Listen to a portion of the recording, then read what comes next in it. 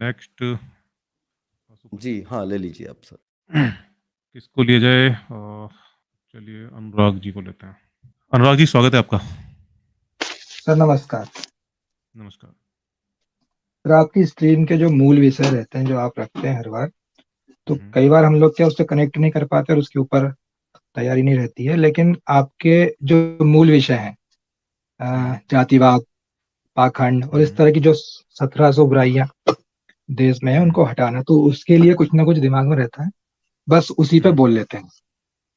Okay. अभी बात चल रही थी शिवलिंग पर कुछ दूध चढ़ाने के बारे में, सुना था मैंने। हम्म, अभी हाल ही का उदाहरण दिखाता हूँ आपको।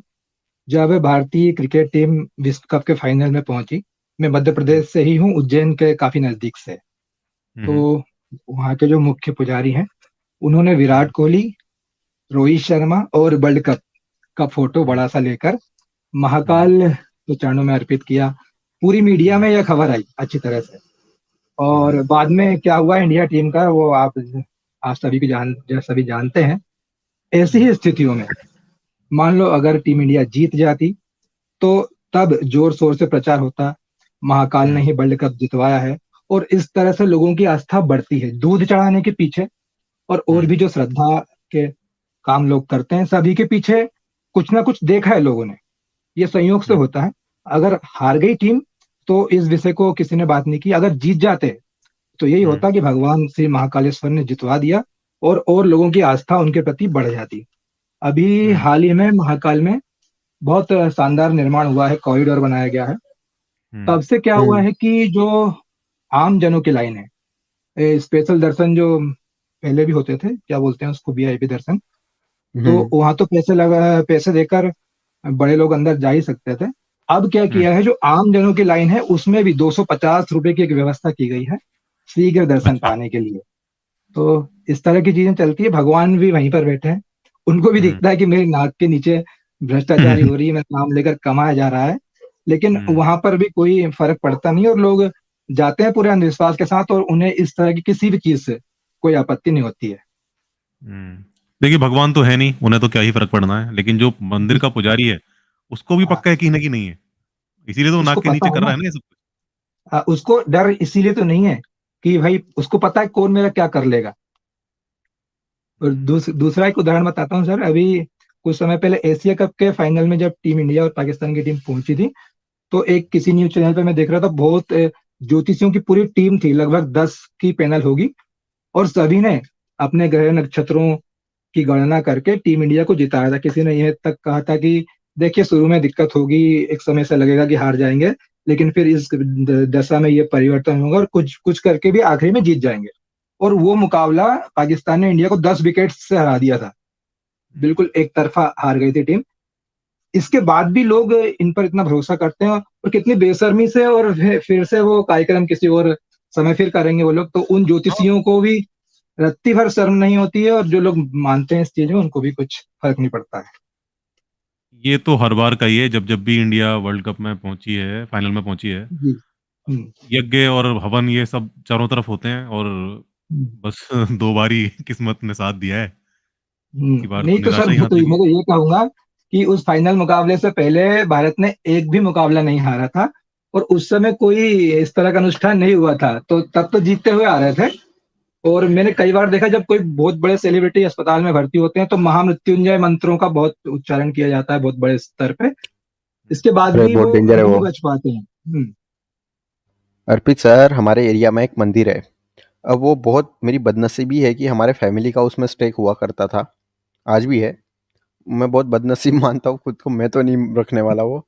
लेकिन सर उसमें अभी अभी एक 1.5 लाख 5 दिनों तक 1.5 लाख महामृत्युंजय मंत्रों का अधिष्ठान करते हैं, वो कुछ होता है ना सर, हम्म। हम्म। वो करवाया, फिर भंडारा करवाया। मैं माथा पीट रहा था सर कि ये क्या चल रहा है। अभी सर, अभी भी राम मंदिर के बारे में यही सब चल रहा है ना। चलिए, क्या बताएं सर। लास्ट स्ट्रीम की एक बात करते हैं। मुनमुन करके एक मेम आई थी शायद पिछली बार, जी। जाने दे बहुत सर वो तो। लाल पीली होके गई थी बहुत। तो एक हम्म। शब्द का इस्तेमाल किया था आप लोगों में से किसी ने, लेडी संबित पात्रा। वो उस दिन मैंने उस दिन सर उसके लिए मैंने काफी कुछ सोचा था, लेकिन वो कनेक्ट होने के बाद नेटवर्क सही नहीं था, 2 बार अनम्यूट नहीं हो पाया। तो सर आपकी जो डिबेट होती है, लेडी संबित पात्रा भी आती है इसमें, सुधांशु त्रिवेदी भी आते हैं, प्रेम शुक्ला भी आते हैं, गौरव भाटिया भी आते हैं, सारे आते हैं। उनको जो आदत पड़ी हुई है गोदी मीडिया की, जो उनको समर्थन करते हैं, उनकी बातों का उनकी तरफ बोलते हैं, उनको यहाँ पर ऐसा माहौल नहीं मिलता। यहाँ तो आप लोग उनके ऊपर टूट पड़ते हैं, तो उनको बहुत गुस्सा आता है और फिर वो भाग जाते हैं, गाली देते हैं, सब कुछ जो उनसे बन पड़ता है वो सारी चीजें करते हैं। सही। असल में न्यूज़ डिबेट के अंदर डिबेट होती नहीं है जी। ब्रेकिंग न्यूज़ में न्यूज़ नहीं होती है आज। असल में भक्तों की आदत बहुत बुरी बना दी है हमारी जी। मीडिया ने। वहां पे ना तो न्यूज़ होती है ना डिबेट होती है। डिबेट का मतलब क्या होता है? एंकर जो बैठा है वो न्यूट्रल होना चाहिए, उसे सवाल करने चाहिए, लेकिन सब वो सवाल नहीं करता। वो सरकार के हमने पक्ष न्यूज़ में चैनल बोलता है। देखने बहुत टाइम से बंद कर दिए हैं, क्योंकि वहां पे सवाल होते ही नहीं है।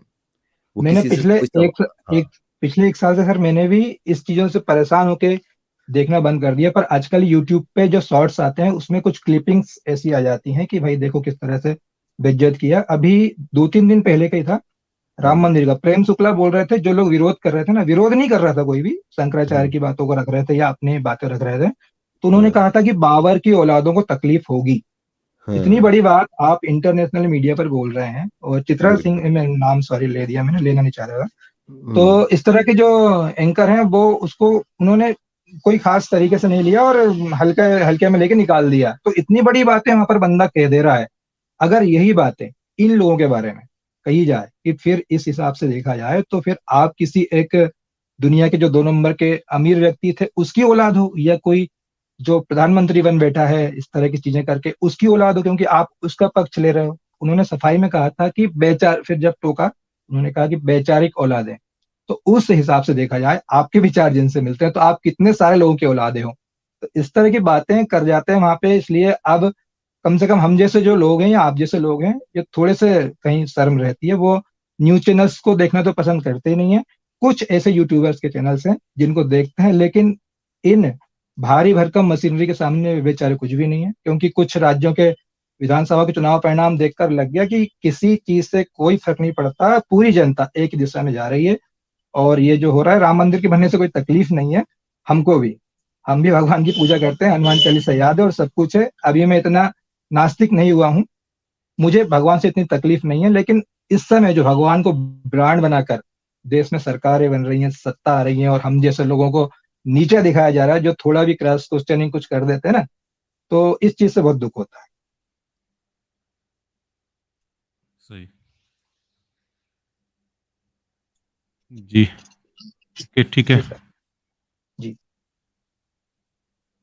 थैंक यू आने के लिए। सर, वो एक और मैंने दिया था सर सलाह, वो आप गौर करिएगा। जो भूत प्रेत की जो घटनाएं होती हैं, जो बहुत बड़ा चढ़ाकर लोग बताते हैं और उन पर विश्वास भी कर लेते लोग, भूत के कारण ही भगवान का अस्तित्व बहुत ज्यादा होता है। तो ऐसी कई घटनाएं हैं जो भूतिया घटनाएं थी, मुझे मेरी जानकारी में भी है, और पूरे देश में लाखों लोगों के पास होंगी। जो घटनाएं भूतिया लोगों ने समझी और अंत में कुछ भी नहीं निकला वहां पे। तो इस तरह की चीजों पे भी एक प्रोग्राम होना चाहिए। लोग अपने ऐसी घटनाएं जिनके जीवन में घटित हुई हैं बताएं कि देखो भाई ये समझा और अंत में कुछ भी नहीं निकला। ठीक है। अगर वो ये ना कि फिर लोग भी ऐसे होना कि जो कि आकर अपने अनुभव शेयर कर सकें। हाँ सर, जो थोड़े से मुझे सर बचपन से ही सहयोग से कहो या जब से मैं थोड़ा समझदार हुआ, थोड़ा सा मन में यही रहा कि कुछ भी ऐसी अद्भुत चीज सुनी या देखी तो उसके प्रति मन में सवाल उठा कि एकदम से इसको मानो नहीं, थोड़ा सा इसके बारे में वो करो। तो कभी भी कुछ भी, मैं तो पूरी गर्मियों में छत पर सोता हूँ, बाहर मेरे मोहल्ले में मैं ही शुरू करता हूँ सोना, इसके बाद और भी पलंग लग जाते हैं। तो मुझे तो आज तक नहीं, हाँ एक बार का अनुभव है जो आपने इसके बारे में एक बार बताया था, जो सीने पे कोई आके बैठ गया इस तरह से लगता है ना, तो वो भी मेरे साथ हुआ था। हाँ, वो आपने उसके बारे में बताया था, डीप पैरालिसिस, वो भी मेरे साथ हो चुका है। लेकिन मुझे उससे डर नहीं लगा ना आज तक। और हाँ, मैं एक चीज कहूंगा, जो भगवान को मानने से मुझे एकमात्र वो फायदा हुआ, जो आप बोलते हैं प्लेसिबो इफेक्ट। तो जब मेरे साथ वो चीज हुई थी तो मुझे हनुमान चालीसा कंठस्थ थी, आज भी है। तो हम्म, बस मैंने वो हनुमान चालीसा का पाठ अपने मन में किया, और जो भी वो प्रोसेस वैज्ञानिक तरीके से होती है, जैसे भी होती है, लेकिन मुझे डर नहीं लगा। और फिर मैं नीचे गया और फ्रेश होके आया, हाथ मुंह धो के, पसीना निकल रहा था मुझे, और फिर से सोया वापस। तो इस तरह की चीजों से लोगों को कई बार लगता है ना कि भूत है, पर ये वाली जो घटना है, मैंने इसको बहुत लोगों के साथ शेयर किया। इसमें हर 10 में से 2-3 लोग ऐसे होते हैं जिसके साथ ये चीज हो चुकी है। मैं आपको ये कहता हूँ कि 10 में से 2-3 लोग अगर हनुमान चालीसा पढ़ के ठीक हो रहे, सब छोड़ दीजिए, जी मैं 10 के 10 का इलाज बताता हूँ। ये जो स्लीप जी पैरालिसिस होता है, इसका मैकेनिज्म जान ले, ताकि जब अगली जी बार होगा तो आपको पता होगा, अच्छा ये हो रहा है, अच्छा मुझे अब ये करना हम्म, पड़ेगा, चलो ठीक है, ये करते हैं। अनुराग क्यों जी, एक चीज 2-3 लोग ही मैं कोई हाँ, पाखंड में हाँ, हाँ, ह्यूमन से अनुराग जी, जो लोग हनुमान चालीसा का पाठ करते हैं ना, भूत प्रेत निकट नहीं आवे, जो हनुमान महावीर के नाम नाम से ध्यावे। याद हाँ, है। जो लोग ऐसा रटते हम्म, हैं ना, उनको पक्का हम्म, भूत दिखता है। जी हाँ, सही मेरे है। जितने भी परफेक्ट दोस्त सर। थे ना, जो हनुमान चालीसा पढ़ते थे, और जहाँ पे ये खासकर ये लाइन दोहराते थे, वो जब भी वो बाहर जी जाते थे या फिर बाहर सोते थे, ठीक है, हम्म, उनको मौका मिलता या मजबूरी में उनको बाहर सोना पड़ता, ऐसे जी हम्म, उनको भूत पक्का दिखता था, उनको चुड़ैल दिखती थी। जी मन में है हाँ, ना। हाँ, हाँ, जी वही तो ना, क्योंकि हाँ उनको जब वो रट रट रहे हैं ना, हनुमान, जी प्लेसिबो इफेक्ट हमेशा पॉजिटिव इफेक्ट नहीं करता, नेगेटिव भी करता है। हाँ, माइनस में जाता है। हाँ, माइनस भी जाते हैं। वो डर उत्पन्न भी करता है ना। बिल्कुल करता है, जी, बिल्कुल डर भी करता है। मन में जब आ जाए। जी, जब आप ये जब कहते हैं ज्यादा कि भूत सचेत। जब हाँ जब जब जब जब जब हम सोचते हैं कि हनुमान का नाम लेने से भूत प्रेत भाग जाते हैं, तो हम भूत प्रेत में विश्वास कर रहे होते हैं। जी उसी हाँ, वक्त एक नास्तिक और व्यक्ति को भूत प्रेत भगवान इन सब से चीजों से डर लगता ही नहीं, बिल्कुल भी। हाँ उसको नहीं लगता। और सर, जब से मैं जुड़ा हूँ, ज्यादा समय नहीं हुआ मुझे, 1-2 महीने, चौथी चौथी बार ये हम्म, मैं स्ट्रीम देख रहा हूँ। तब से तो मैं खास करके, जैसे एक दिन और बताया था कि अगर अपना जो दिमाग होता है वो आकृतियां बना लेता है। तो अब जब भी मैं रात में, मैं इस समय तक मैं दुकान पे होता हूँ, इसके बाद जाता हूँ, 12 के बाद ही अक्सर जाता हूँ। तो दिखती हैं चीजें, लाइट गोल हो गई तो आपको पेड़ में भी आकृति दिखेगी, दीवार में, साइकिल में, कुछ में भी दिखेगी। तो अब मैं, आपने एक बार ये कहा था, आप में से किसी ने, कि अगर ऐसा कुछ लगे तो डरो मत, क्लिक करो, यानी आप पास जाओ या मोबाइल का टॉर्च जला कर जाओ, कोई भी भूत होगा वो भाग जाएगा, या आपको पता चलेगा कि वो भूत नहीं, वो ये था। तो मैं बहुत गौर से अब देखने लग गया हूँ कि कुछ दिखता है, मुझे दूर भी शक होता है ना, मैं पूरी कोशिश करता हूँ उससे थोड़ा बहुत तो सही, पर डर मेरा जो भी था मन में वो और भी कम हो गया है। जी बिल्कुल, अच्छी बात है सर। हाँ सर, वो अब आपके साथ जुड़े रहेंगे तो फिर देखते हैं और क्या क्या तरक्की हो पाती है। जी, बिल्कुल। शुक्रिया सर। सर ठीक है, बहुत सारी बातें हैं, बाद में करते रहेंगे, दूसरे कॉलर को आप ले लीजिए। जी, शुक्रिया। जी जी, धन्यवाद। शुक्रिया सर।